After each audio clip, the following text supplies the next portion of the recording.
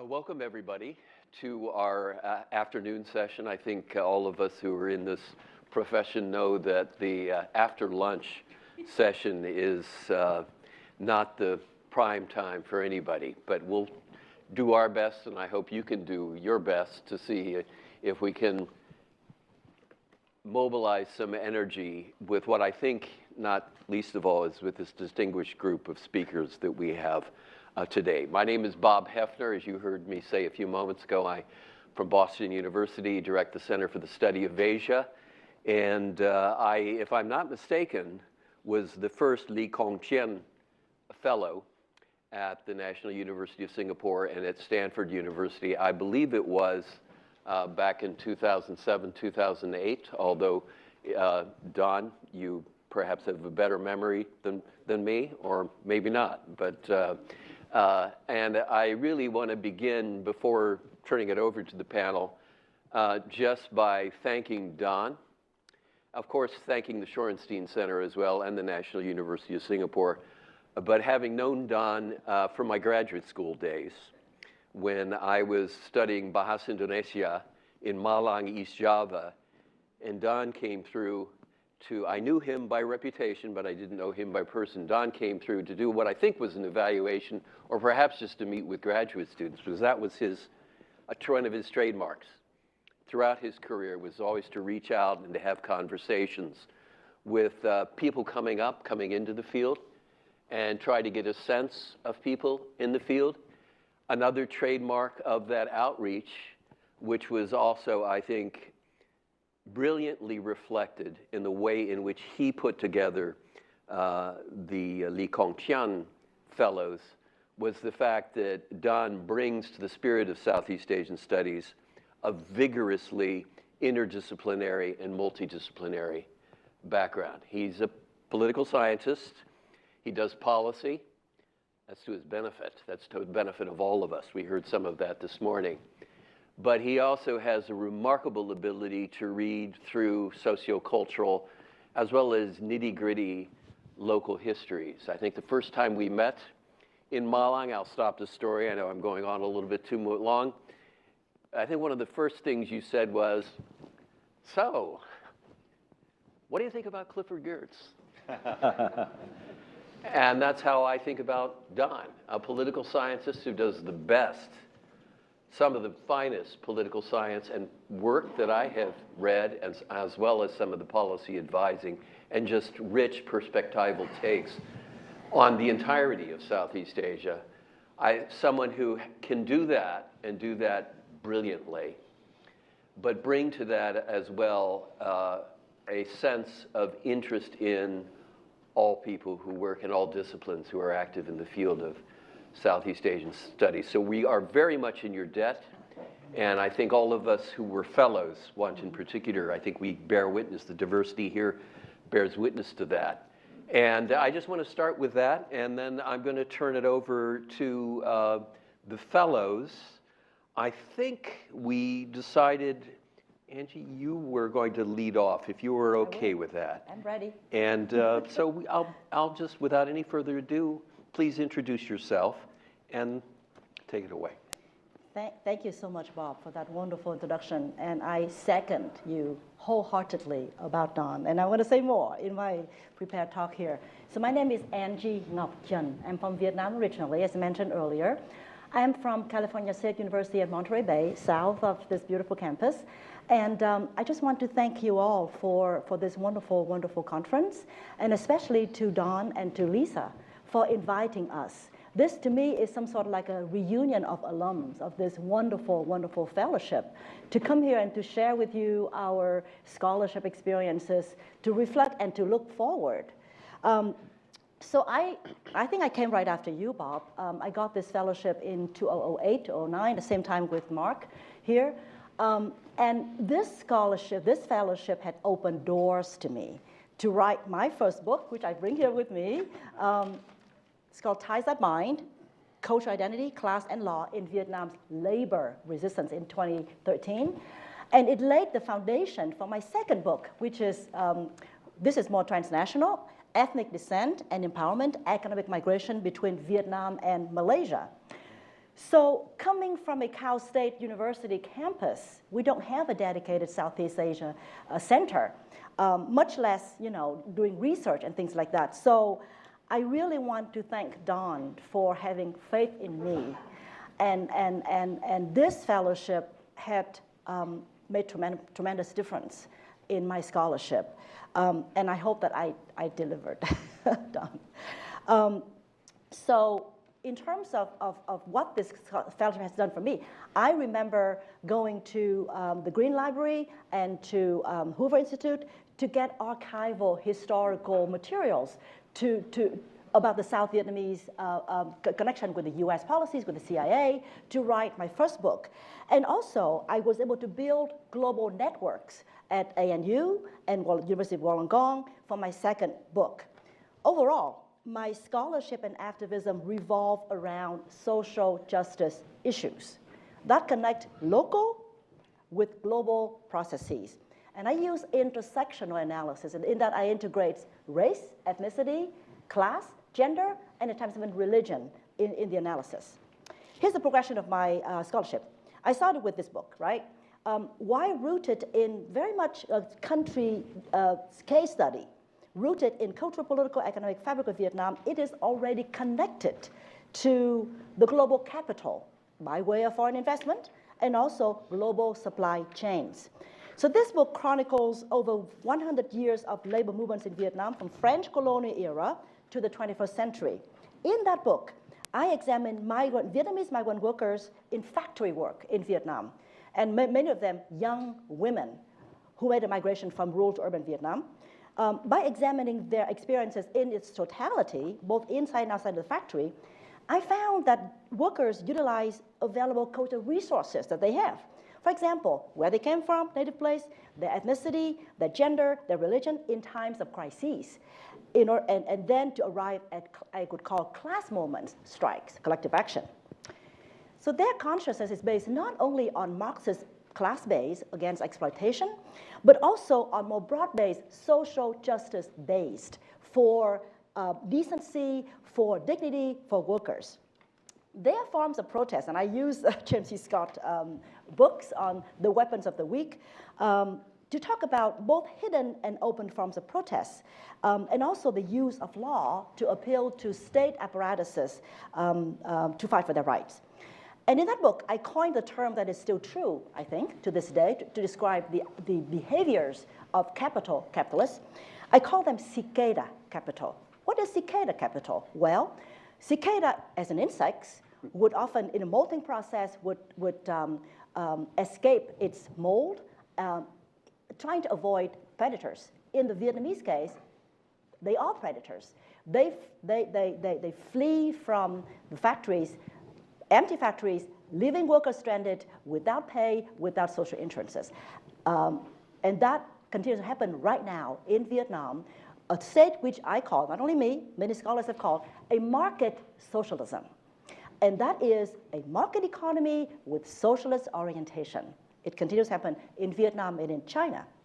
Now, moving on to the second book, the global networks that I developed from this fellowship helped me to look into the issue of transnational, not only rural to urban migration, but also transnational. I am looking at, this is the migration between Vietnam and Malaysia and return. So I'm looking at ethnic descent and empowerment, looking at 5 different ethnic groups. In fact, I'm big on ethnicity, because in Vietnam, there are 54 ethnic groups. I belong to the king, the majority, but there are 53 other ethnic minorities in Vietnam. I'm barely touching the tip of the iceberg by looking for other ethnic minorities and crossing Vietnam, borders of Vietnam, Cambodia, Thailand, Malaysia to work and return. I used labor brokerage state framework to explain how the state, the government, acts as a labor broker who recruits, hires, trains, and sends migrants to work overseas and return. I centralized ethnic differences in my analysis to see how each group draw on their cultural resources. I broadened, it's not just languages and education, but it's also networks, religion, land, finance, to engage in different migration patterns and responses to justice. And here I use Homi Bhabha concept of third space. In that, I mean, I'm looking at 2 types of third space. Physical third space, spaces that are legally banned, but socially sanctioned. Think of undocumented or unauthorized work, right? And also look at metaphorical third space, verbal, safer. Use mockeries, use ironies, and this is safe because the workers can complain about, can mock state policies that do not help them, but not being sent to prison. So it's safe for them to fight, to demand justice promised by state policies. Now, to look forward, my Southeast Asia scholarship now migrates to Saudi Arabia. You might think to yourself, what does it have to do with Southeast Asia? Well, it's historical accident. COVID-19 lockdown, I could not go to Malaysia to do my fieldwork, so I'm stuck, right? So I'm just looking at Facebook. And what I found is the significance of the bilateral labor agreements between, in this case, Vietnam and Saudi Arabia, and how that is connected to structural violence, which is another very important concept. What it means is that stable, normalized state institutions can cause harms to workers, okay? And now labor brokerage states locked in these BLAs can give them flexibility but reduce their responsibilities to workers to provide them social protection. I wrote a lot about Vietnamese female domestic workers being sent to work in Saudi Arabia under these renewable BLAs, bilateral labor agreements, are completely under the control of the kafala visa sponsorship system without any oversight, without protection mechanism. So I know that I have to hurry up here. My current scholarship pivots toward a region that doesn't seem to have anything to do with Southeast Asia. Farm workers from Mexico, right, who come to harvest crops in the Salinas Valley in California to bring food and to bring lettuce, to bring fruits to our table under the H-2A visa temporary farm worker program. Well, it's very much connected to my Latinx students at CSU Monterey Bay. To me, the connection to Southeast Asia is temporary labor migration between global South and global North, okay? Those are similar global processes that happen in different parts of the world. That's my argument. Southeast Asia and North America. The Russell Sage Foundation Fellowship allows me and colleagues to do field in rural Mexico to understand how migrants from different ethnic groups in Mexico navigate opportunities and vulnerabilities transnationally. After that case study, I'll do comparative study between Vietnamese and Mexican guest workers. Finally, my activism. What do I do? The so what question, right? What do I do with my research findings? Well, we heard a lot about ASEAN, so I really appreciate that.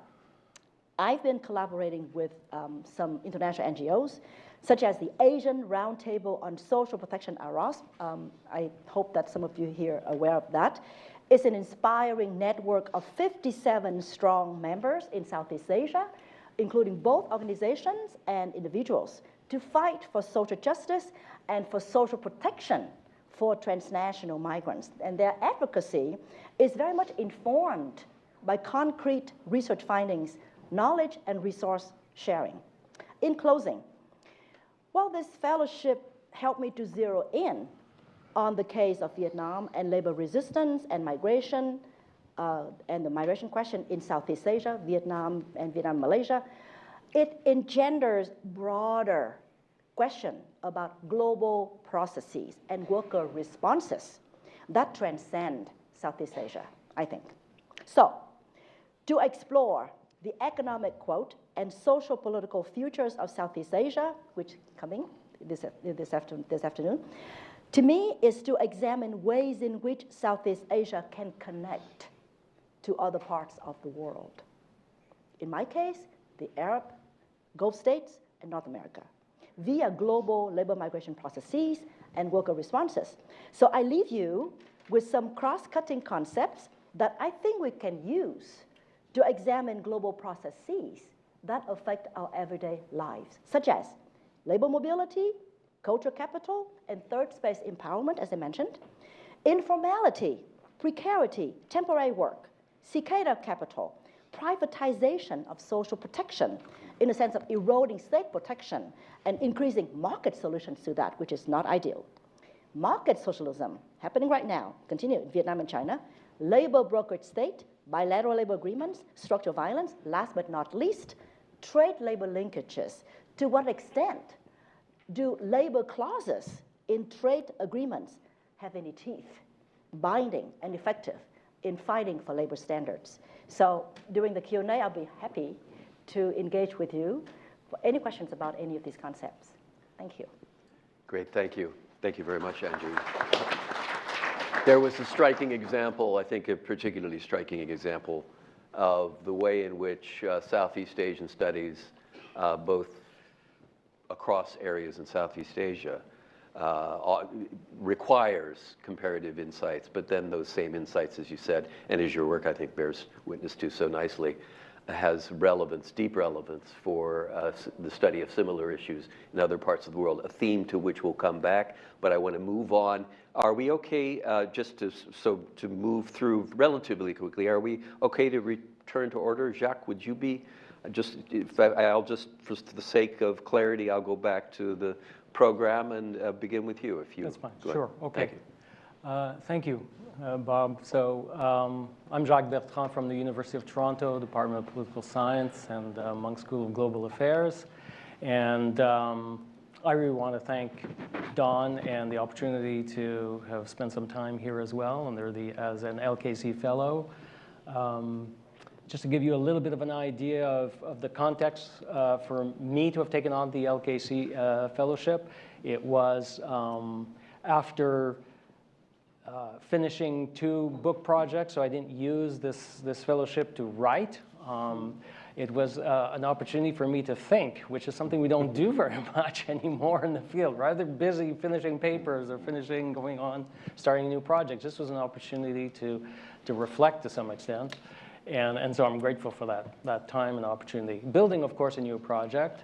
And most significantly, what I want to say is that I come from a university where we're fortunate to have a group of Southeast Asianists. So coming to a different Southeast Asia program was interesting for me because this particular program at APARC is unique in the way that Bob described it nicely in really doing well that bridge between policy and deep academic thinking. And the events that were here, the conversations, were really, really useful and interesting in that respect. Going to Singapore, of course, having a very different kind of engagement and environment was certainly quite enlightening as well. So my point is that in terms of coming from a place where we did talk about Southeast Asia, about policy in the region as well, coming here, having a very different conversation, what I want to focus my remarks on is mainly to think about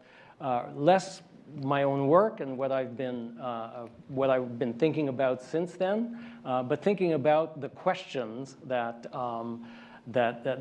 raised in terms of Southeast Asian studies, and particularly since I came here right after COVID. So we were all Stanford was starting to have events in person. It was just beginning. We're all in this mode of coming back to, so what are we doing here? How are we re-engaging?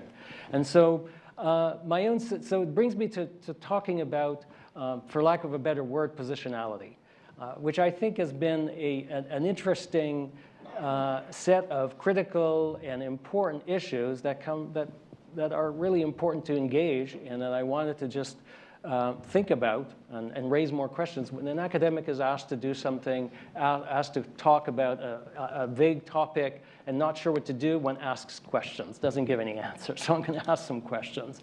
And some of them have to do with, I think since COVID, there's been a really useful and critical kind of re-examination of how we engage the region as academics. And I think it's important that we turn the gaze towards that as well. This morning we were talking a lot about the changes, the geopolitical changes that were happening, the way the unease that the region is facing in terms of a global context that is pulling in the direction of China, United States. I think that has consequences as well for how we as scholars need to rethink about what it is to be running a Southeast Asia program or thinking about the region as scholars. I think some of the criticisms that come up in my department, in some of the scholars that I engage, has been as well to think more actively about facing now a new generation of scholars in Southeast Asia that are extremely different from what we knew 25 years ago in terms of the kinds of partnerships or engagements we had 25 years ago in Southeast Asia. I think there's been a good pushback and criticism on how we need to be thinking differently about the relationships, research relationships that we engage and how we engage with the region. And that's one of the issues that I have been bringing up in my own work in terms of what we can bring as scholars who are sitting in Canada or in the United States to a conversation that is now basically taking a very different kind of direction in the region. Scholars in the region there are many more that have higher education, that have their own questions, that have their own agendas, and I think have been rightly pushing back on the agenda-setting role that we've been playing for 25 years or so in programs, scholarship programs, or policy programs that we've had out in the region. And it's important, I think, that we take that criticism at heart and that we start modifying the way we think about the region and about our partnerships with scholars in the region. And I think that is an aspect that certainly in my reflections has been quite interesting. On the policy side, and as a Canadian sitting here and listening to some of the discussions this morning, I couldn't help but think, well, this is the value added that us, small. Peter was talking about Thailand as a middle power. We like to think of ourselves as a middle absent power in Asia and Southeast Asia, rediscovering that it's important to be there, but knowing that we have absolutely minimal effect. But we sit beside the United States, so we're used to watching what unfolds here. And it automatically, of course, triggers in our mind that, yes, the US-China or rivalry is something that even Canadians like to think we can work with the Southeast Asian countries in a slightly different way, and sometimes we understand each other better than Canada and the United States can. Anyways, that was just another aspect of positionality I think that is interesting in coming to a different program where one can have that gaze, external gaze, and use it in a constructive way.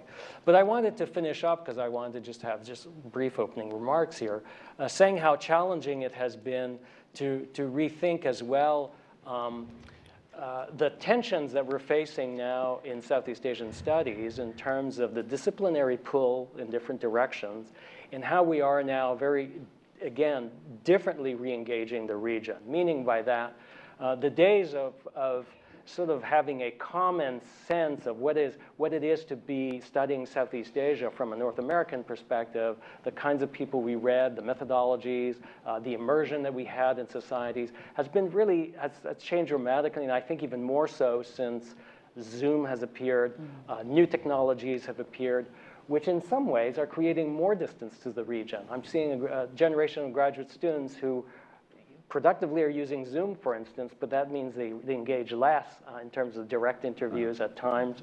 These are things that we're facing in political science that, in particular, where we see there's this dabbling in terms of data gathering efforts and less investment personally and time spent in the region in the name of efficiency that needs to be rethought. We're living at a very important juncture here where it's important to rethink how we engage the region, and it has impact on how Southeast Asia programs of all varieties move forward. So looking forward, that's what I'm seeing. Thank you. Thank you very much, Jaque. I'm going to hold my comments other than saying you just put huge items, not least of all on our agenda, not least of all the regeneration of Southeast Asian studies as a result of changes within the Southeast Asian region itself, as well as Southeast Asians, Angie sitting here, who have made their passage to the United States, bring a different background and history. But I think single most striking thing that we might all want to talk about is this huge change in Southeast Asia and a new generation of Southeast Asia-based scholars who are no longer as they were once thought to be. And I think I can say this. 30, 40 years ago, are, quote unquote, our lesser betters, which is to say they were not our betters. And I think those of us, I work in Islamic studies, among other things, those of us who work in Islamic studies in Southeast Asia do not think of ourselves as leading the field. The field is now led from Southeast Asia. And I'd be curious to see, as we move forward in the discussion, whether there are parallels or contrasts with that experience, a point that you raised really, really brilliantly, Jacques. Thank you very much. Can we just take it in order? Is everybody okay with this? And then we'll open it up after we get through. So, Paul? Yep. So yeah, thank you for this. I'll be brief so we can have a discussion. But I did want to thank, Don allowed me to double dip here. So I was here as a Shorenstein fellow postdoc. Didn't get the book done that time, so I took another crack at it with the LKC fellowship and finally got the thing done. As he'll note, the argument changed from thinking the Vietnam National Assembly was a thing worth studying and had major impacts on policy in Vietnam to a book that basically argued, you don't need to pay attention to it. Here's a book explaining why. And I think dozens of people might have read that book. It certainly worked out well for me. I encourage you to read it. I didn't bring a copy, but I'm happy to give anyone a copy if you'd like it. But this brings me sort of to my comments, the brief point I want to make about, I think, what the value of the LKC fellowship is, APARC in general, and kind of what we lack a little bit in the United States that maybe Singapore has, that maybe Australia has to a degree. I think also Canada does to some degree, with UBC being a bit of a hub for East Asian research, which is that I come from a political science background where the tension is between sort of your case and the discipline. So I study Vietnam, but I also study authoritarianism, authoritarian regimes, and so those are sort of the two camps I operate in. And with political science, there's really a push to emphasize the discipline over sort of the case. And I think that's sort of a tension that's been well understood, and I think there is some movement to having people understand the case a bit more. I think what makes Southeast Asia particularly difficult is that there's this third dimension, which is the region. And Southeast Asia, unlike Latin America, unlike people who study Sub-Saharan Africa or study Europe, we don't have that same sense of region that's easily grasped or easily connected to with your own work. So by engaging with stuff that's of interest to people that study Vietnam, I don't naturally come into conversation with people discussing other countries in the region. And it's sort of remarkable that the last panel that we had talking about regional dynamics, there were no academics except for Don on that panel. It's all people that are policymakers in DC. And that's a reflection of the fact that academia doesn't really emphasize this. Steph Haggard, who's one of my advisors, many of you might know him, he asked me for sort of leading experts, up-and-coming experts on ASEAN. And I sort of thought maybe you guys would have lots of recommendations that I wouldn't. Maybe I'm not as well networked, but it's a little bit harder to find people who are really experts in the region in the same way with Southeast Asia. And I think that's where the value of the LKC comes into play, which is that when I'm here, I'm forced to engage with people and allowed to engage with people. Forced is maybe the wrong word. But allowed to engage with people who are thinking about Vietnam in a regional context, not as an authoritarian regime, but as a country that's a member of ASEAN, member of a regional community. And I think there's a lot of value in seeing it in that respect. So I had that perspective being here. It didn't make its way into the book at all. The book spoke pretty much completely to a political science audience and people who study Vietnam. So there's, I think, something in there for both of those groups of people. But there really wasn't much for people that might be interested in US policy towards East Asia, sort of the engagement with China, how Vietnam fits in with its neighbors. There really wasn't much of that in the book. And so my next project is actually trying to build on a sort of more regional perspective, trying to look at how different experiences with leaderships, cults of personality, independence leaders allowed different countries in East Asia, Southeast Asia to evolve in different manners. And so I think thinking in that sort of regional way is something that I really got out of being here. And so thanks to Don, thanks to the center, everyone else sort of involved with the center, I think, for giving me that opportunity to explore that different perspective. And I think it's something that we need to continue to try to build in the United States, because it's very hard to do that. And I think it's the language barrier, really, is ultimately, I think, what the difference is. There's beauty in diversity, but it's hard for people who study Vietnam to feel comfortable studying Myanmar, studying Indonesia, or studying Malaysia in the way that someone who studies Latin America might feel comfortable moving across different boundaries. And so I think that's one of the challenges that we have to overcome. But I think I'll stop there. Thanks.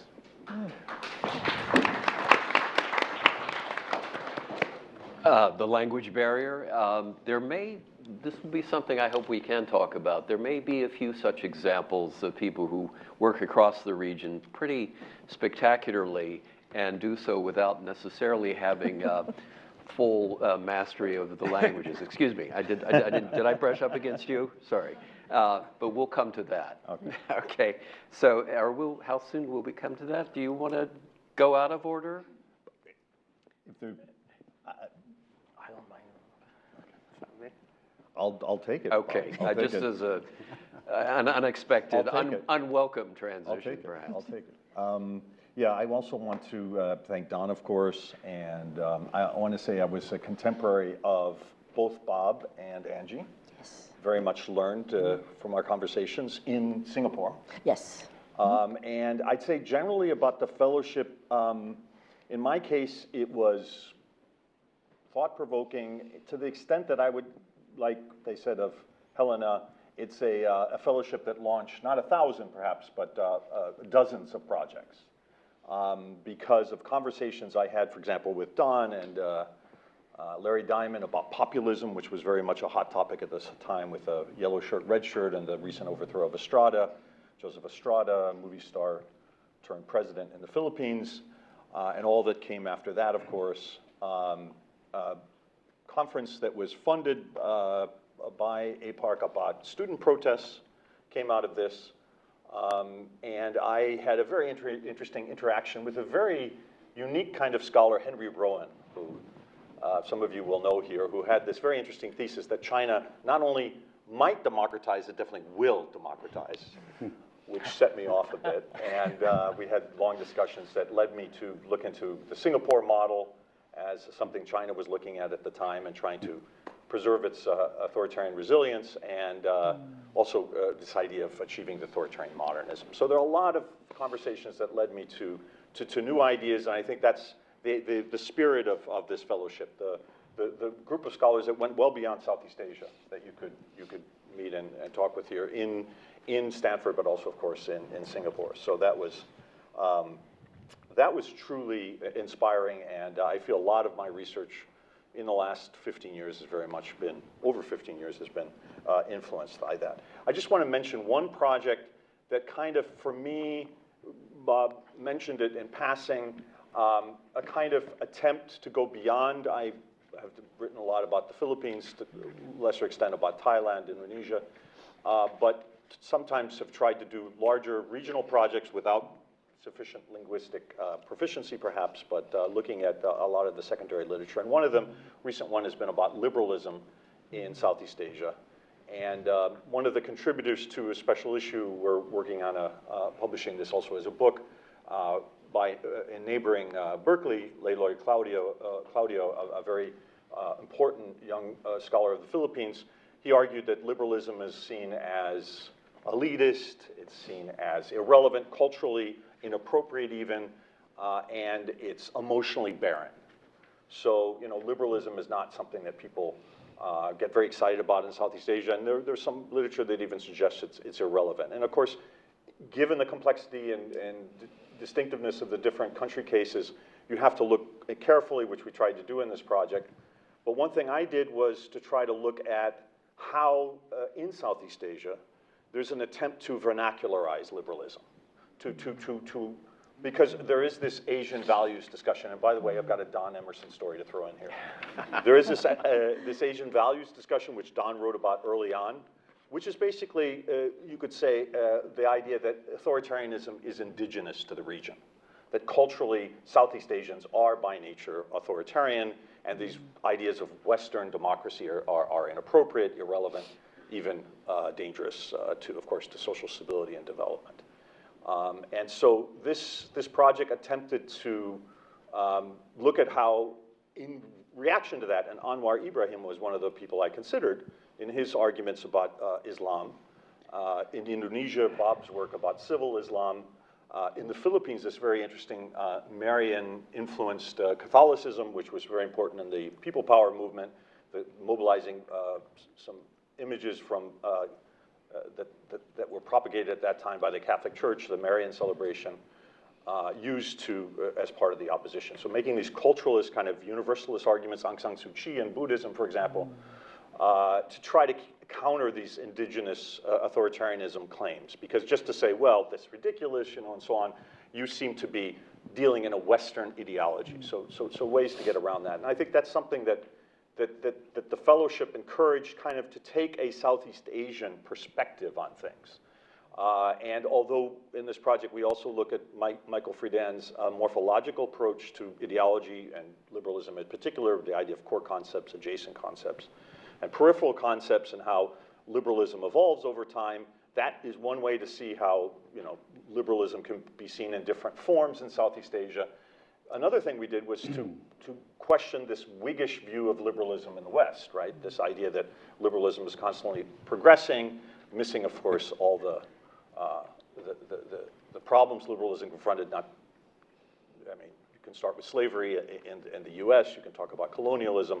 You can talk about discrimination against women, minorities, and so on and so forth. So when you look at the history of liberalism in the West, you see that one is expecting perhaps excessive expectations when you look to Southeast Asia and you see, you know, liberals opposing an elected official like a Thaksin or an Estrada because they're taking anti-democratic positions. That, unfortunately or fortunately, is part of the Western tradition as well. So we tried to get a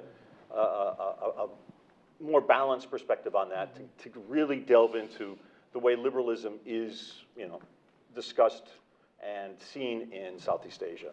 And so the Don story is that some of you will know, among his many writings, he wrote a piece called Kishore's World. And this is Kishore Mahbubani, a very famous scholar at NUS, former head of the Lee Kuan Yew School. And I found the piece very interesting when it came out just over a decade ago. If I'm not mistaken, Don, you also wrote about what happened later in the Lee Kuan Yew School, which is another story, which I won't tell here. But you know, I discovered when I talked to some people from Lee Kuan Yew School several years later that led to quite a bit of discussion in Lee Kuan Yew School and in NUS. So it's interesting, you know, when we talk about academic impact as part of the research assessment exercise in the UK and now in Hong Kong, one could say Don Emerson had impact. He got the Lee Kuan Yew School, and one of the highest profile Singaporeans, perhaps the best known after Lee Kuan Yew himself, to talk about these issues. So I'll just end by saying that I'm very pleased to have had the opportunity for this fellowship, and I think I share with everybody else the fact that it was a very stimulating time. Thank you. Thank you. I'm going to resist the temptation to invite you up to the stage for a direct response, Don. But I hope you will give one shortly. That's a great story, Mark. And I have heard that story before, but it makes me all the more eager to hear how you respond. So, but keeping with the panel for the moment, Paul, you're up? Already. I'm sorry. Of course. David Burns. Tim? Or Tim. David, yes. Great, thank you. Hello, everybody. I'm Dave Timberman. Unlike everyone else on this panel, I am neither a full-time scholar nor currently affiliated with anyone. I'm an independent scholar and consultant. And on that point, and this is where my particular thanks to Don and to the LKC Fellowship, I was invited to be a fellow here as just a itinerant scholar, a dabbler in Philippine politics and the rest of Southeast Asia to some extent. And so to be given the honor and the opportunity has been very appreciated. That said, when I applied for the fellowship, I went back and looked at my original, and I proposed a very ambitious book on the Philippines, which, unlike Angie, I don't have a book to show for that, but a variety of other articles did come out of the fellowship. And again, for somebody who hasn't had the kind of institutional affiliation that others have, to have the opportunity to spend time at not just one but two great universities here in NUS, of course, and to have the engagement with the people, the universities, and oh my goodness, the libraries, the libraries. And then also, as Jacques was saying, just to have the time to go into greater depth in terms of thinking about things. It was just a great opportunity for which I'm very appreciative. I also, not quite double dipping, but I also had the opportunity to teach a semester here after the fellowship. So of course on contemporary Southeast Asian politics. I'm not sure if others have done that, but that was also a great experience for me. It's something I like to do. So with regard to the theme of looking back and forward, I thought I would relate this to my own experience. I've spent most of my career actually working on supporting democratic politics and governance in South and Southeast Asia for a variety of different donors and international NGOs. I've worked most recently, I was the director of Asia programs at Freedom House. At different times in the past, I've worked for the U.S. Agency for International Development in Washington and also in Indonesia, and also for the National Democratic Institute.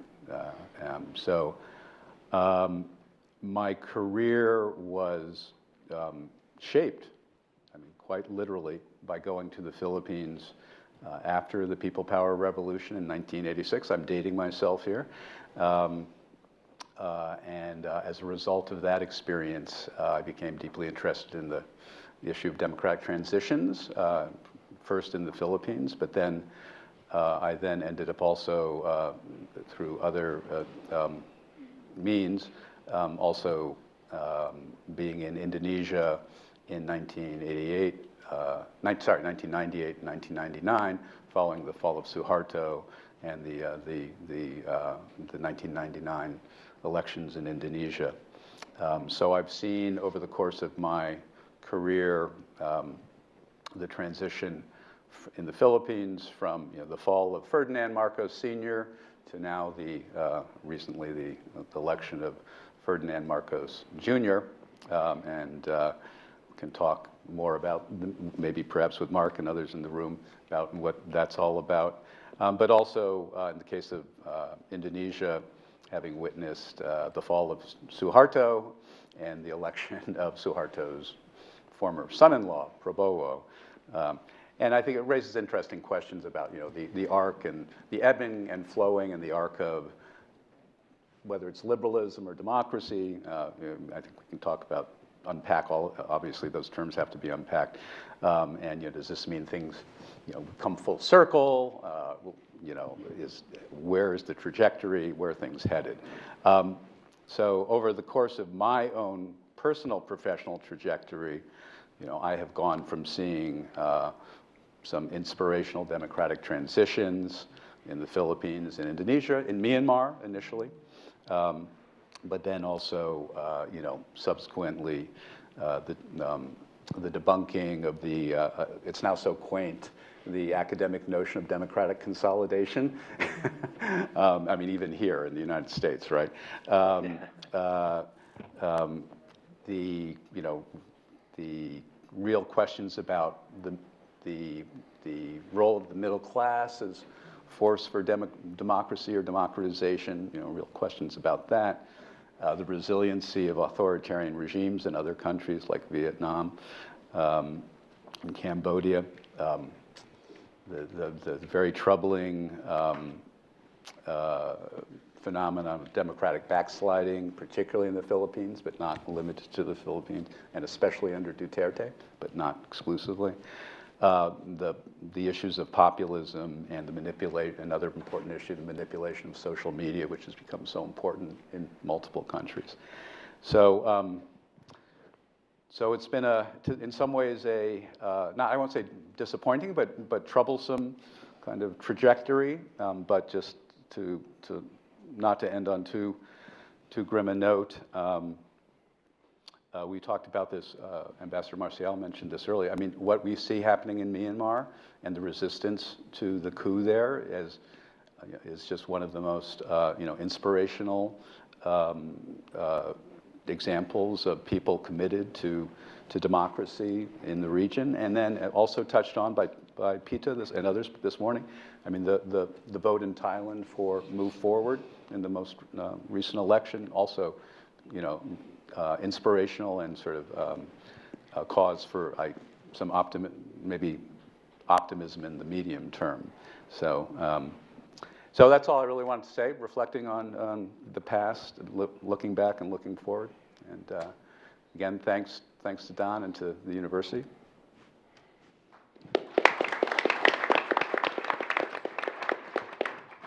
Again, I'll restrain my comments and so we can move on, but the wealth of experience from a importantly different perspective with regard to democracy and authoritarianism in Southeast Asia that you bring, not just from one context, but from several, and across a big expanse of time is really, really remarkable. Yes. And I'll put the question out, but I actually want us to move on. But if I can just put it out in advance, since many of us here are academics, but many of us too are academics who have made some degree of intervention in policy affairs. My question, perhaps for you to hold, will be, as you survey the state of academic scholarship on politics in all of its varieties in Southeast Asia, have you found that it has been a good source of insight, or one that actually has at times been an encumbrance as a result of the professional arguing that takes place in academic circles, animated by interests and legacies of its own? But I just wanted to put that out. I think we have, Gerald, you're our last speaker, and we'll open it up, but please. Yes. Oh, okay. I think I'll continue some of the themes that have been raised so far. Among them, the making this the Don Emerson Appreciation Hour. And I'll say this about Don, that it's been said before at the top of the hour, that he believes in interdisciplinarity. And I consider myself real proof of that.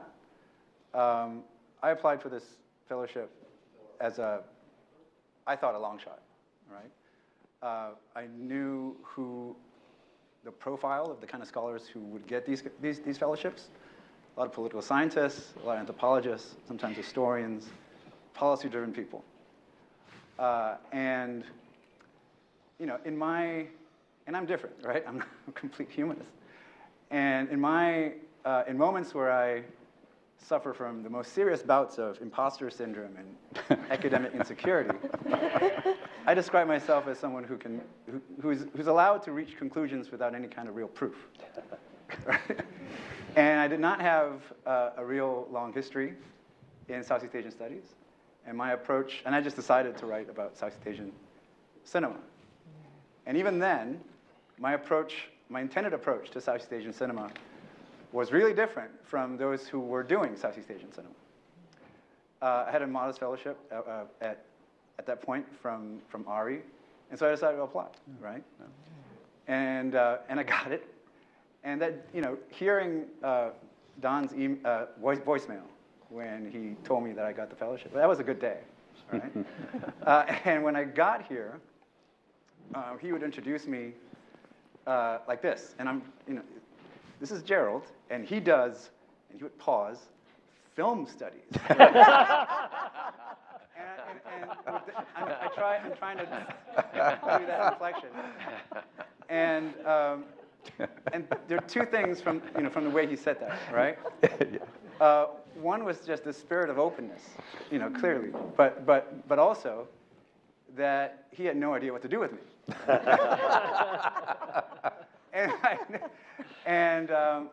But what I suspected, what I knew, and what came to be true, right, that my time here in Singapore would unlock a lot of things for the book that I wanted to write, that I did write, right, and came out 4 years ago. And not only in formal settings, and as I'm sure everyone will attest to, but in informal settings. right? Just random lunches, random conversations with, I'll use a specific example from my book, with Donald Nonini in Singapore, with Barbara in Singapore as well. Really unlocked like these argumentational knots for the book. They're just invaluable. And since then, even though I've written a lot less about Southeast Asian cinema, being here though, for obvious reasons, I took up a new interest in digital studies and technopolitics. And even then, Southeast Asia continues to be relevant, right? For different reasons, but a lot of the same reasons, right? As an infrastructural sort of gateway, right? Between two worlds as a participant, or an intermediary between in a new Cold War, actually. And so, for all these reasons, right? My fellowship about 7 years ago now continues to be really, really nourishing, right? Not just for my research, but for my career. So I'm really thankful.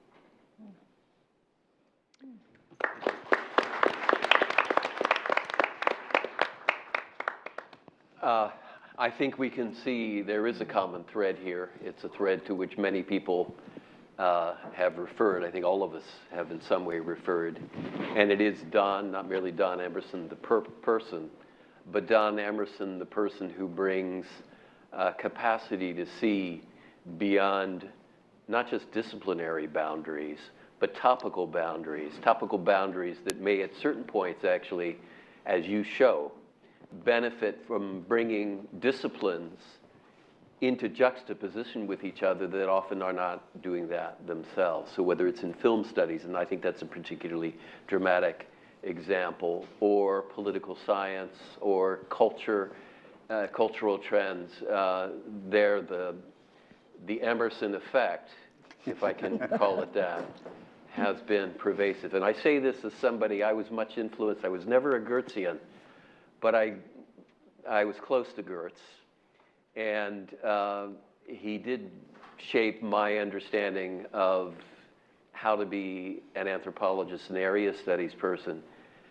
Don, if I could just make this one personal note, Don corrected me in some ways and took me beyond what was, I realize in retrospect, a still too disciplinary approach, and perhaps unintentionally a too Goetzian approach, so as to press myself, whether successful or not, that's another question, into dialogue with other people in other disciplines, which is what Don has his entire life done.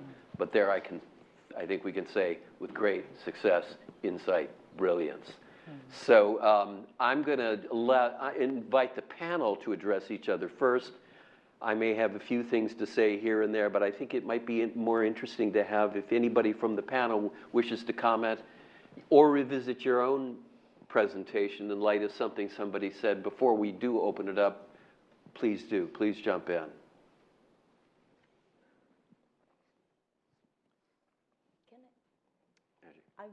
What you said, I really echo with that in terms of take a leap of faith, in a sense. And Don, I mean, I'm coming from a CSU campus and political economy, and so I think that he believed in me, and having this fellowship really opened doors for me, because coming from a campus that has no space for traditional research.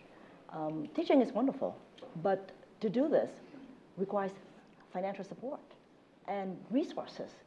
I remember going to the, really appreciate the library resources here and also at NUS, and connecting to ANU. So yeah, I hear you.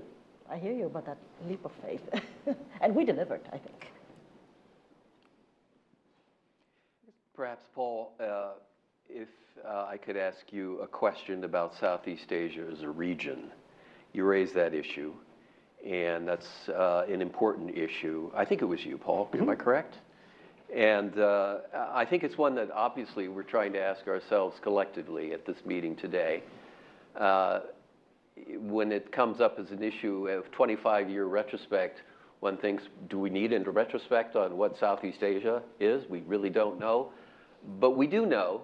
We just don't know enough. There's always more to learn as new disciplines come online. Do you have any particular thoughts on that from your perspective? And your assessment, because you made reference to Latin American studies, which is an area where originally I had planned to be a Latin Americanist, not to be a Southeast Asianist. And I have always been struck that Latin American studies has, first of all, a good deal of interdisciplinary collaboration.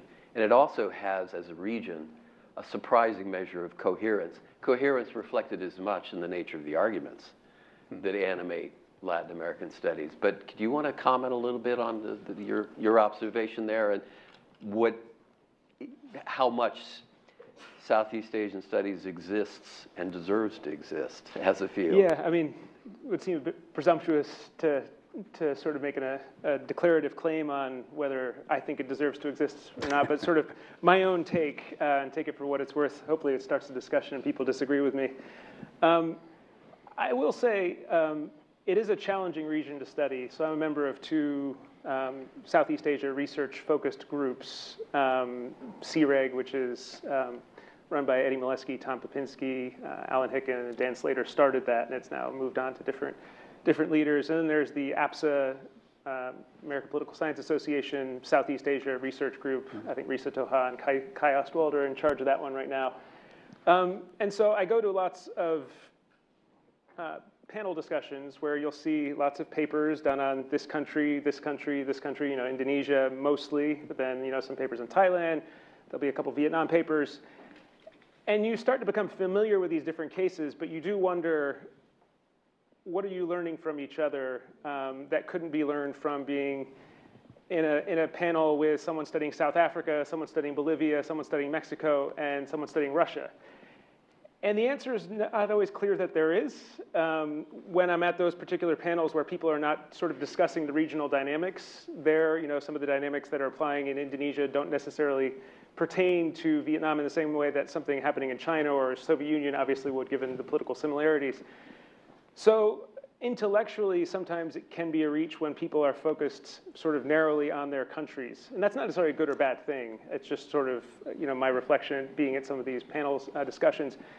Does that mean that there's no value in Southeast Asian studies, or there is no Southeast Asian studies? Well, a lot of people do work that obviously breaks down the borders that separate these different countries. Jim Scott's obviously a major example of that. So there is value in studying things not in terms of these country boundaries.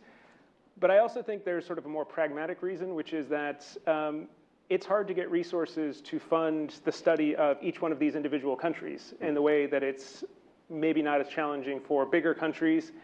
And so simply from a pragmatic perspective, there is, similar to ASEAN potentially banding itself together to punch above its weight, for people who study these different countries, even when we don't necessarily speak to each other, I think we should more, but even when we don't, there is simply a necessity of kind of combining our resources to be able to attract more interest. But I think we would attract more interest, and again, this is maybe beating a dead horse, but going back to my previous point, we could attract more resources if we do sort of think of the region, think of our countries not as sort of individual countries, and maybe I'm speaking overly defensively of my own work. Other scholars, I think, do a better job of this. But sort of trying to think about how our countries are positioned in the region, I think would help speak to sort of policymaking audiences, both in Southeast Asia as well as the United States. So it's not just obviously Washington, D.C., but I think Singapore sort of thinks very much in these terms, and many of the Singaporean think tanks, ICES being one of sort of the major ones. I think it would behoove us to, I guess, defend Southeast Asian studies as a region to apply more of a regional dynamic to a lot of the work that's happening, particularly in political science. I think I speak from a political science perspective mostly. At the risk of going down a rabbit hole, I, again, have a gentleman to my right, and I also want to direct the same question in a moment to Jaque, because the two of you, as political scientists, have worked both in one country setting in great depth, while at the same time moving into another country or countries and worked comparatively. So, and I have to say, I've learned personally enormously from your work, the two, as I think both of you know. But Mark, could you address that same issue in just some way and go with it as you wish? Yeah, my first observation would be kind of a contrarian one. I think Southeast Asianists, and I'm also influenced by Don's work and others who've written about this, one advantage we have is we're forced to think about the issue. I think a lot of regional specialists kind of assume it. You know, the Latin Americanists, the Europeanists, and so on, they just assume that it's self-evident. They don't need to spend time on it. If you look carefully at it, there's much that's arbitrary there as well. There are differences that can be easily overlooked, even in Latin America, or certainly in Europe. And so I think that one advantage we have is we know we have to think about this issue. And you know, I would agree with Paul that in some cases we should think more about it. You know, we should think more, and that's one thing that has influenced my work. That, you know, I just mentioned this project on liberalism. You try to think about liberalism in the region, obviously accepting the important differences, and that's why you have case studies of the region, but you try to draw some general conclusions about the region. And I've always found this, you know, a very useful exercise, even if, of course, the arbitrariness to some extent will never go away. But I think, as I said, at least we're aware of it, and at least we know we're dealing with some contentious issues. And if you build an argument about around the region, then you have to think carefully about how that can be justified. Well, the fact that you've given the discipline, and not just within one field, but this area study, Southeast Asian studies as a whole, two, I think, critical keyword phrases, authoritarian modernism and vernacular liberalism, shows that a lot of people listen to you and learn from what you have to say in that comparative perspective. Similarly, I look to Jaque now as someone who has worn many hats and, again, sought to juxtapose in terms of case studies and comparisons that which many of us approach singularly, or in terms of a single focus case study. You want to comment? Yeah, I mean, I'm probably going to end up saying in different words pretty much what Mark had said, but in my own experiences, I've always liked to compare. But it's interesting to see, you know, my engagement with Latin Americanists and Africanists, when I would say, you know, Southeast Asia is an impossible region to compare because of the linguistic differences and all sorts of differences. None of us claim to be Southeast Asianists. I get the same response. Latin Americanists or Africanists will say, well, no, I only work on this particular aspect of Latin America or in Africa. You know, they have their own ways of carving it out, but it's really difficult as a Southeast Asianist to not respond to that. That when you look at the history of colonialism, the history of, you know, the languages in the regions, the culture, to not keep coming back to how do we compare in Southeast Asia. And as a political scientist, we have a second problem, is that we like to think that we compare a lot, but we always need to be comparing with the right kind of variables that you're controlling in order to then compare factors across different cases. And Southeast Asia comes out not very good as an area of comparison in that respect, because again, there are too many differences from one country to the next. That being said, I have, for similar reasons as Mark, I kind of forced the comparison and had to reflect deeply about what is it that binds together sometimes the comparison. And sometimes it's natural. My first attempt to compare was within Indonesia.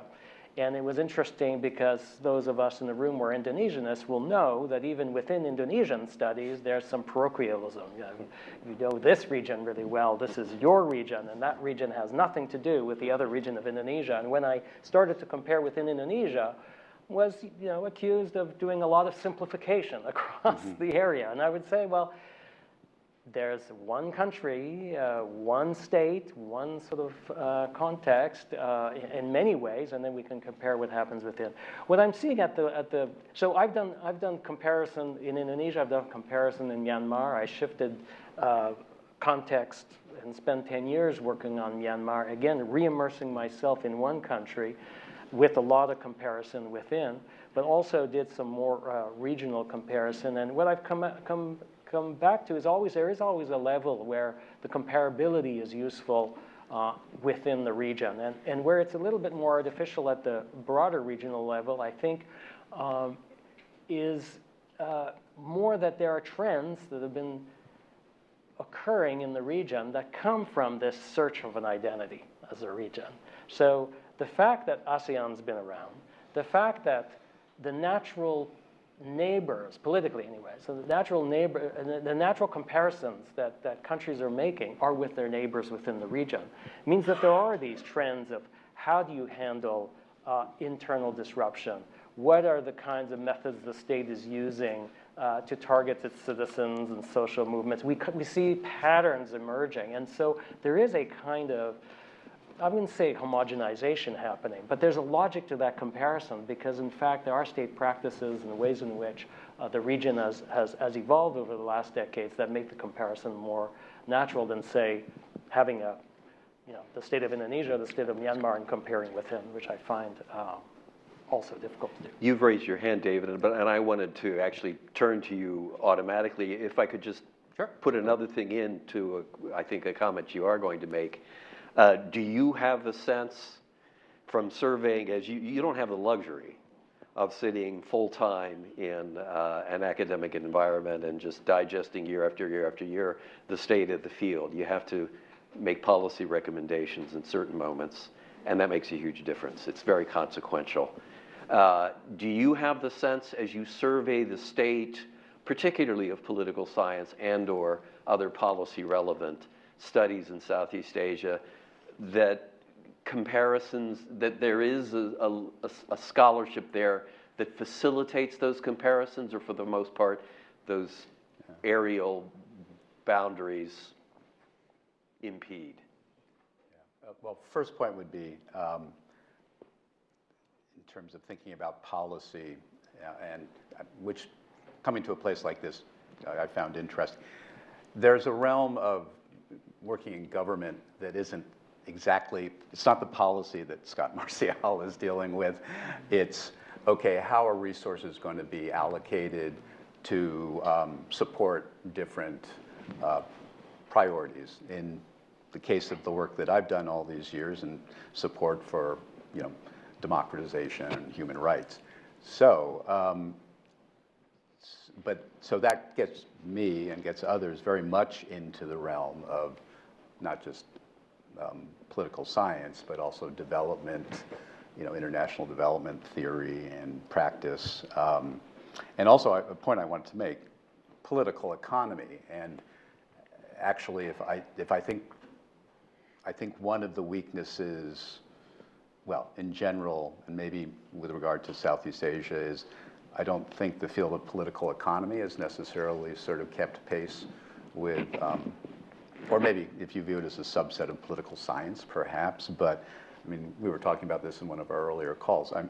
Trying to understand, well, I mentioned this already, kind of what role middle classes play in Southeast Asia.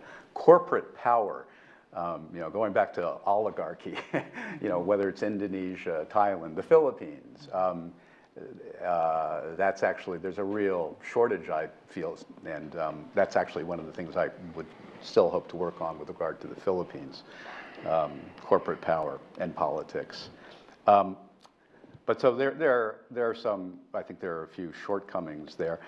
That said, well, another point would be that in terms of scholarship, some of the most valuable, and this is very personal, based on my own, the kind of work I've done, which has been a lot of analytical work for USAID and and State Department and others.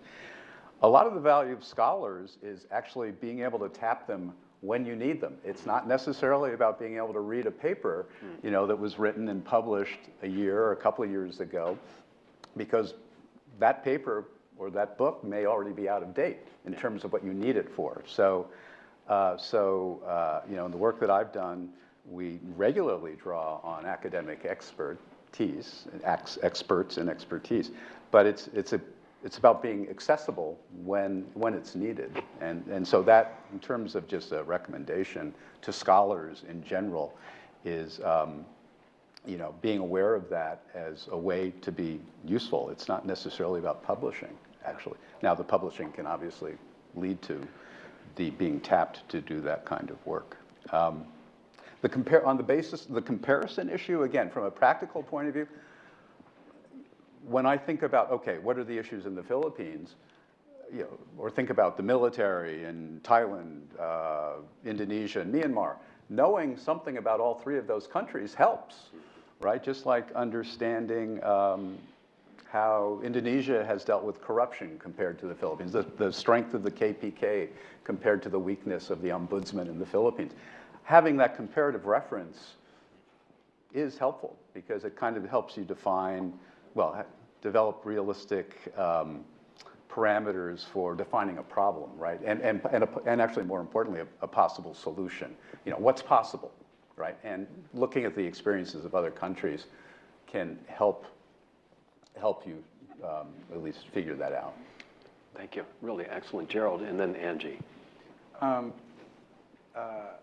Just to pick up on some things that have been said before, and I'm speaking from my own experience, I think that's the approach we're all taking. When I pitched the book, it was a project that wanted to expand the canon of post-colonial theory, right? Which at the time, and is still, dominated by, shall we say, a cadre of the Indian diaspora, ensconced in the Ivies. And my project was sought to kind of expand that theoretical canon. And Southeast Asia, right, continues to be not just unique, but uniquely fertile in something that could be used for that purpose. On a separate note, I mean, the thing about this fellowship is the cultural immersion that it afforded all of us. And so for example, earlier this morning, there was, I forget his name, I apologize, but it was about attitudes towards the US and China, and it was an observation or a finding that in Singapore, for example, there's this curious, unexplained oppositional drift of the elites towards the US and the general population towards China, right? And being culturally immersed actually gave me the wherewithal, right, to have an explanation for that, right? Which is that the general population are, I should hesitate to say the victims of a Chinese information campaign through WhatsApp. And that there is also a pervasiveness of evangelicalism among the political class, which is then exacerbated, right, by an accelerated social stratification in the last 10 to 20 years. So that's a testament, right, to what this fellowship can potentially produce, and has produced for me, at least. That's a kind of meso-level insight that I think, again, testifies to the fellowship. Really brilliant observation. That was on Singapore and that dichotomy that we were introduced to this morning. If I could say one more thing. Please, right? yes. When I proposed the book, right, and I was insistent that the word Southeast Asia was going to be in the title. And because of that, right, every reviewer, not just of the manuscript, but of the final book, would say, how can you call this a book about Southeast Asia because you left out that country? Everybody would point out a different country, right, that I left out, right? And it's something that I think, as you say, right, a Latin Americanist would not necessarily have it encounter. Yeah. Well said, Angie. So I'd like to preface my thinking to the point that I really embrace the idea of looking at Southeast Asia as a unit to transcend differences among countries and do comparisons. I'm all for that. I just want to kind of put some critical thinking about the issue of framing language as language barriers or language boundaries. I have to say this from the perspective of someone, I'm Vietnamese American, and Vietnamese is my mother tongue. And I've been had the privilege of using my mother tongue when I did fieldwork in Vietnam. I'm a political economist by training, but I love anthropology. I love the ethnographic methodology. That's what I did with all of my books. So I have the privilege using Vietnamese, my mother tongue, to do fieldwork in Vietnam. And I was able to get at the nuances, at things that if I did not know the language, only through translation, I missed out a lot of nuances. So language, I think, it's necessary to do fieldwork. One could not get to the nuances, the jokes, the ironies, you know, the sarcasm. You have to have the language. So I see my privileges with my own mother tongue. Then moving forward to now, doing fieldwork in Oaxaca, Mexico, right? In Veracruz, and just recently in the Ejido de San Quintin in Baja California. Well, I'm a second fiddler now because I'm learning Spanish. You know, I'm learning, trying very hard, but still never get to the level of understanding the nuances. I still rely on my colleague who is a native speaker. So the point here is that, yes, it is a challenge. Yes, it could be a boundary, but it would not be insurmountable. And if you want to do fieldwork in a place, you, myself, need to learn the language, need to understand the cultural practices, need to understand the jokes. I now know somewhat when my colleague said something bad thing, I knew. And I told him, I knew what he was saying. But I wasn't fast enough to respond, to react on my feet. So that's my point about the importance of language in doing fieldwork as of this point. Thank you, David. Just to add to that, Yeah. I mean, given, again, coming out of the field, given the importance of social media now to politics and governance, so if you don't know the local language, you're going to, I mean, I know this personally because I have this issue, you're going to miss a huge swath of the discourse that goes on about politics and society, because so much of it happens in social media now. If I can just put a little footnote in here, of course, I work on, as you've heard me say now 4 times, Islam in Southeast Asia. And one of the takeaways I have watching the development, in particular of Muslim culture by way of social media, is the realization that in Islamic Southeast Asia, it is a new world where there's much more lateral communication taking place across countries than may be the case, and I don't want to generalize, but we're talking about the language barriers that exist in what we might say just regular vernacular society. Across Southeast Asia, there's this new Islamic intellectual diaspora, as well as activists of all varieties, that is very trans-regional. Some rely very heavily on Arabic, but most, even when you're talking about Thai Muslims, most can speak Malay and insert themselves into the conversation by way of Malay, Indonesian, or some variety thereof. So there are other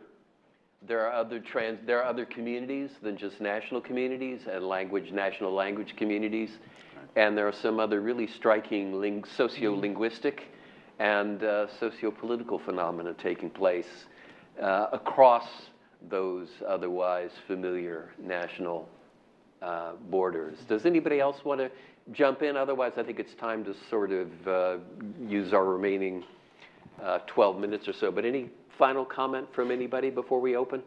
Angie? Comparison. Please, yes. Yeah.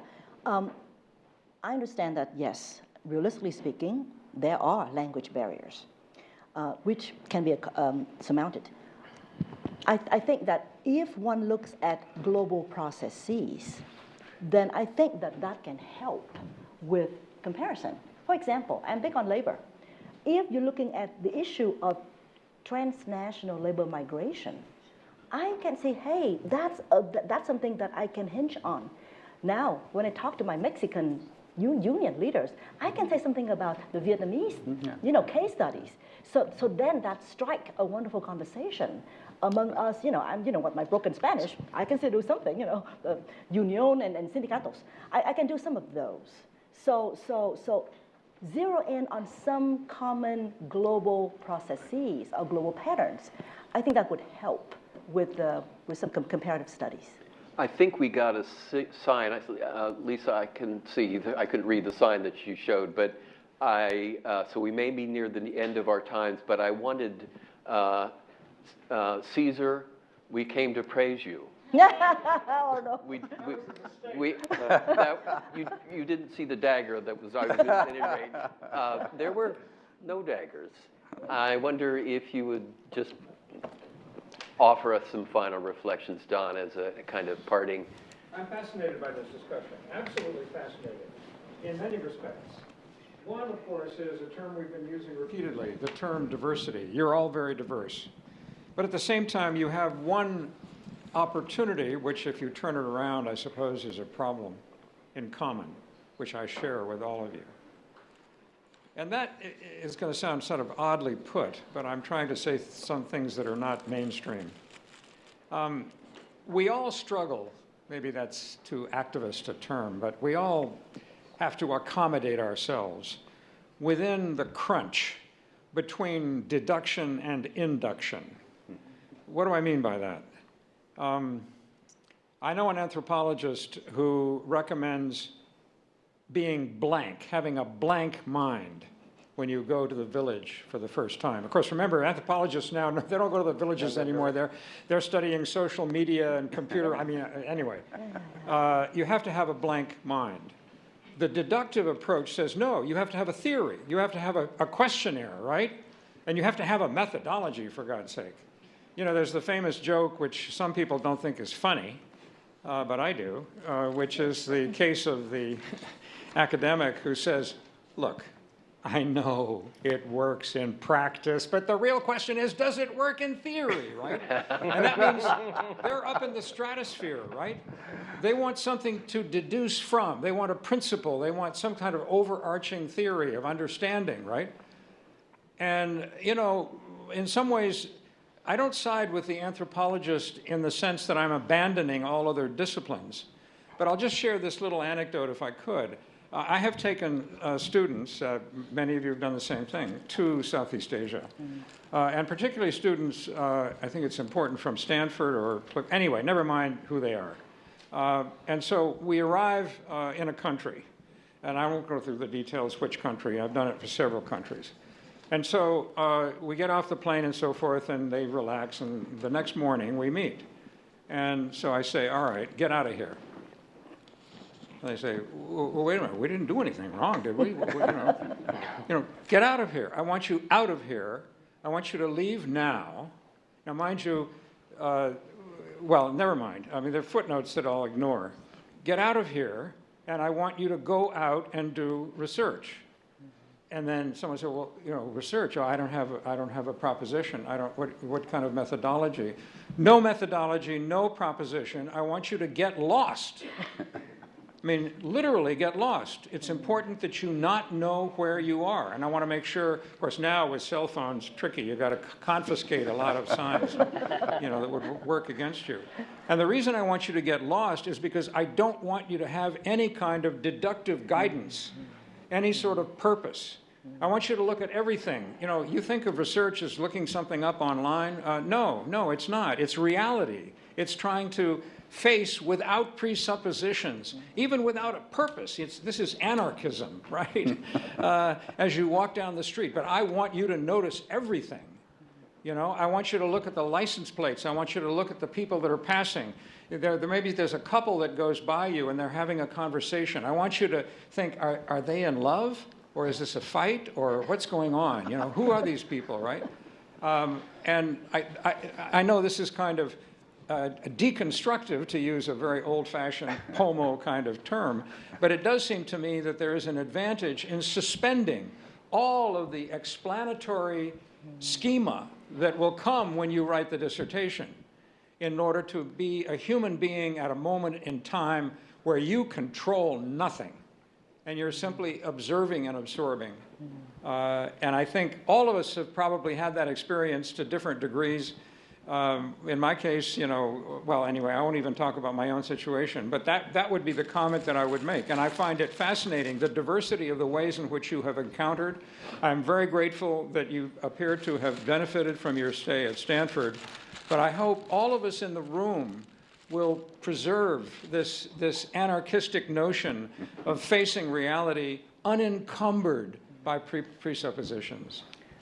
Well Mr. said. You're a better anthropologist than I. We have a question over here. Come, please. Well,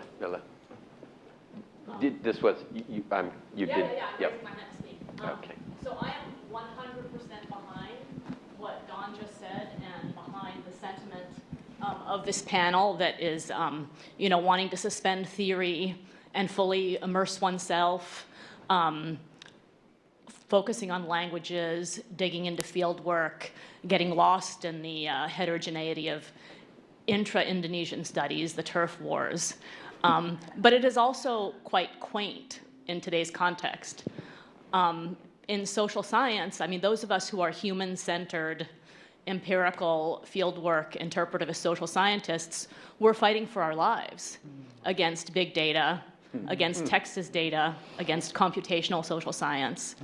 And so it's not enough to just sit here and say, well, let's learn the languages. Like, let's suspend theory and go immerse ourselves in the Philippines. What do we say to people who just want to work on their monitors, to people who just want to run, tons of data through a computational model?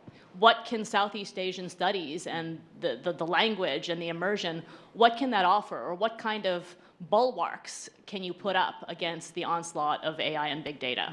I mean, I think those are the really critical questions for the future of an area studies field. Brilliantly said. Does somebody want to do a two-finger response to that on the panel, or the just absolutely juxtaposition there was superb? Thank you. I'll take a stab. The thing I would say is that field work enables you to ask questions that the data people may miss. That you, when the way Angie describes her field work, and many others here have had that experience, that when you're there, you can see things that don't show up in the secondary literature, don't show up in big data sets, and you can get insights. I mean, I've found my whole career has been driven by questions that have come up during my field work. And so I think that some of the originality in work comes from that. I'm not saying that's the only way you can have insights, but I think it's an important one.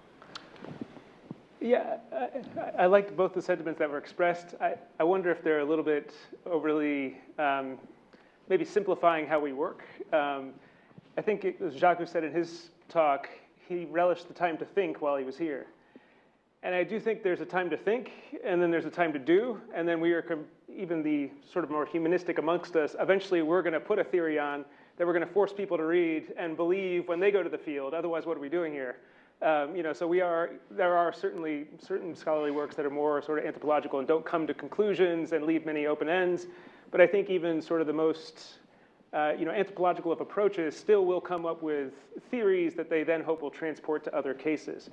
And so I think it's not so much of a sense of should we learn the languages or what's our style of research, what's our data? And I do think there is some concerns about using big data, but all sort of modes of data have their drawbacks and their advantages. I think it's maybe getting a time to breathe and taking time to breathe and maybe exploring countries that we're not as familiar with. That can be a sort of a risk, but I don't think that's a question of the types of data we research. I think it's just a matter of managing our own professional lives and our own careers and being sort of confident enough to put ourselves, sort of at risk and sort of get ourselves out of our theoretical boxes. But I don't think those things are necessarily in tension. And they do benefit from the reality of institutions like this and the initiatives that Don has. And without these, we wouldn't be here without you. Remember, these students are at the beginning of careers. If they were, all the way through their careers, I would say, well, do you have any theories? Okay, we have 1 minute left. The announcement is, somebody want to make a final comment? Barbara Sorry, has. Barbara. My goodness, thank you. I just wanted to say that interdisciplinarity used to be considered a hallmark of Southeast Asian studies. And when I began graduate, it was possible to read more or less everything that came out on Southeast. That was a possibility. Now it's no longer a possibility. But I feel in the process, the disciplinarity, which used to be so key, has faded away. And because of student numbers, because of institutional priorities, the wagons are closing around disciplines. It's becoming increasingly difficult for students to cross disciplines when they're developing their majors and their theses. And I can see that, and I think I come from a discipline, history, which is still relatively sympathetic to taking one area of the world and knowing a lot about it. But when I look at political science, comparatively speaking, I feel that there's been a regression. And I'll just say one last thing, that I think a body blow came when Edward Said said, if you study area studies, you are an Orientalist. And yet, I think we should believe that the only justification for area studies is comparative studies. That's the only way you can really say that you're involved in studying a region, if you compare. However, whatever means you use to do that. Thank you. A moving note on which to end. I want to thank all of you, and I want to thank the panelists for a really fine job. Thank you.